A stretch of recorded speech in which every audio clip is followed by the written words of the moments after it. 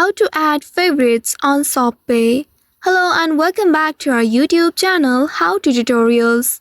In today's video, I'm going to show you how you can add favorites on ShopPay. To do so, first of all, you will need to open your ShopPay application on your mobile device, and here make sure you are logged into your account. Once you are logged into your account, here you will land on this home page. Here in this page, you can also tap on the search icon at the central bottom to find the stores or products you are interested in. Or you may also scroll down to explore the items that you are interested in. Once you find the one that you'd like to add to your favorite list, go ahead and tap on the heart icon presented at the right bottom of the product. By simply tapping on it, it will get selected. You may also do this by tapping on the product, and when you reach inside it, here you will be able to see the heart icon. Tap on the heart icon, and then now it will be added to your favorite list. Now after adding it, you can access your favorite stores or products later by going to your profile. For that, you need to come back to this home page,